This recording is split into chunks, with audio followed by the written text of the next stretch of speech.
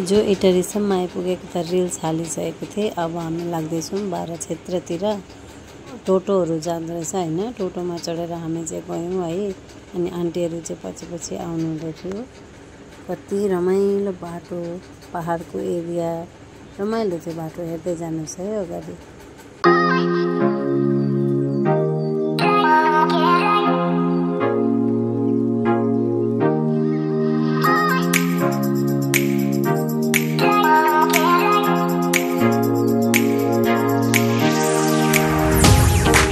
चाहिँ हामी बारा क्षेत्रमा प्रवेश गऱ्यौँ होइन।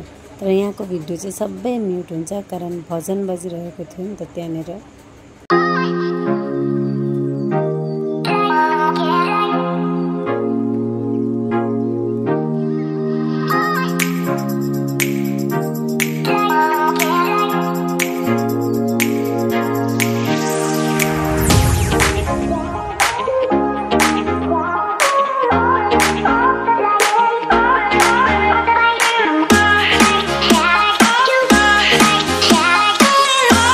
यो चाहिँ हो कोशी नदी र कोशी नदीको किनारमा बारा क्षेत्र रहेछ।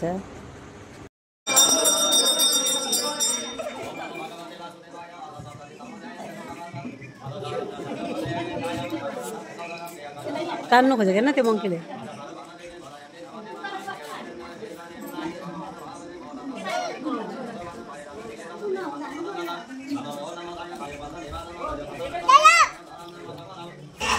यो चाहिँ हो मेन मान्छे। अहिले चाहिँ मन्दिरदेखि अलिकति तल ठुलो जग्गा खोलाको किनारमा चाहिँ श्राद्धहरू गर्ने जग्गा रहेछ है। यो चाहिँ श्राद्ध गर्ने जग्गा, बोटहरू पनि चल्दो रहेछ।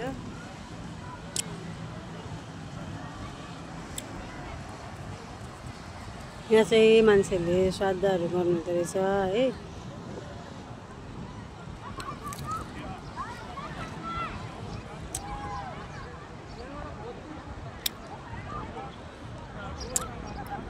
मंदिर, बारा क्षेत्र मंदिर।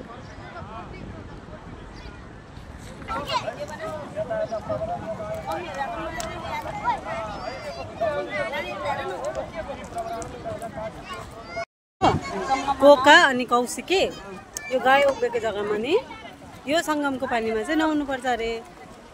आमामा कति जान्छ नि खोलामा, सबैजना नुहाउनु आउनु भएको। अहिले चाहिँ नदीमा नुहाएर बारा क्षेत्र मूल मन्दिरमा चाहिँ हामी प्रवेश गर्दैछौँ होइन। त्यहाँ थुप्रो मन्दिरहरू अलग अलग भगवानहरूको हुनुहुन्थ्यो। दर्शन गर्दै गर्दै गर्दै गर्दै हामी सबैजना गयौँ। नानीहरू पनि सबै सिँढी चढ्दा चढ्दा थाकिने खालको के।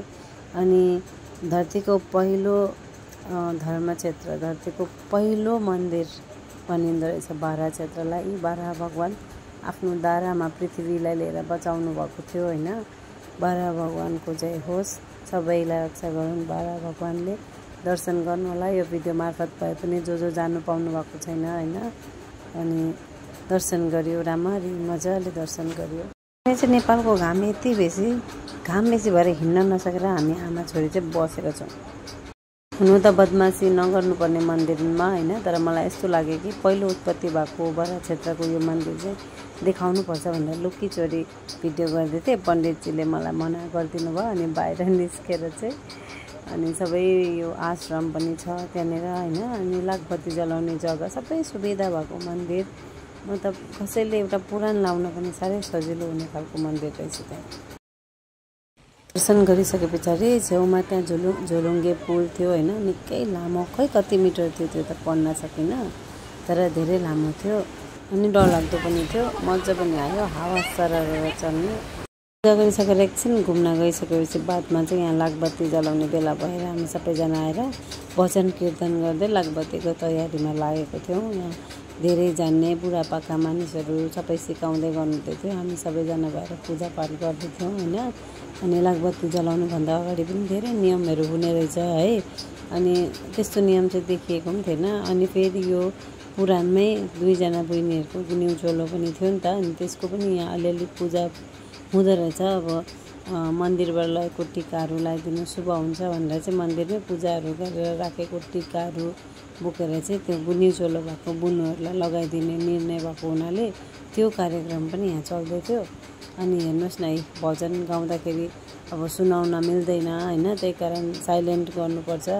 तर यहाँ यति मजाको थियो नि, अब एकपट्टि यसरी बजाउँदै गर्नुभएको, अर्कोपट्टि लक्ष्यवर्ती लगभग पनि 20-25 जना मिलेर नाचगान भजनमा होइन, 20-25 तर्फ घन्टी बजाउने, त्यो मादल बजाउने, यति रमाइलो मन्दिरमा यति रमाइलो थियो नि।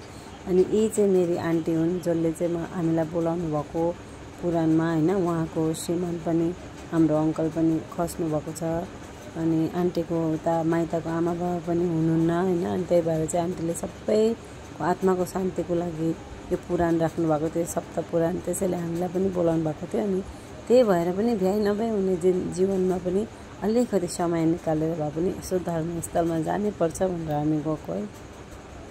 पुराणको समाप्तिको दिन होइन, अनि यो प्रसादको कार्यक्रमहरू चलिरहेको थियो। धेरै किसिमको प्रसादहरू बनेको थियो होइन। होम आदि पनि सबै सकियो होइन। अनि यहाँ प्रसाद वितरणको बेला आयो। त्यसभन्दा अघि त्यो मन्दिरबाट ल्याएको टिका राखेर 2 बहिनीको न्युचोलोको कार्यक्रम सुरु भएको चाहिँ यहाँनिर। अहिले चाहिँ हामी साँझको 5:30 भएको थियो, अब घरतिर फर्केको होइन। अनि गाडीको वेट गरिरहेको थियौँ। हामी लगभग 70-80 जना थियौँ होइन। एउटा डल्ले बस आएको थियो। अनि बसमा चाहिँ हामी चढेर इटरीतिर फर्केको हो। यो चाहिँ होइन, रातिको लगभग 11 बजे हामी इटरी पुगेको थियौँ होइन। धेरै मजा आयो, खुसी लाग्यो सबैजना आफ्नो परिवारसँग भेट हुँदाखेरि। टु जेड भिडियो गर्न मैले सकिनँ, त्यसको लागि सरी होइन। अलिअलि भए पनि राखेँ। र हाम्रो च्यानललाई लाइक, कमेन्ट, सेयर गरिदिनु होला।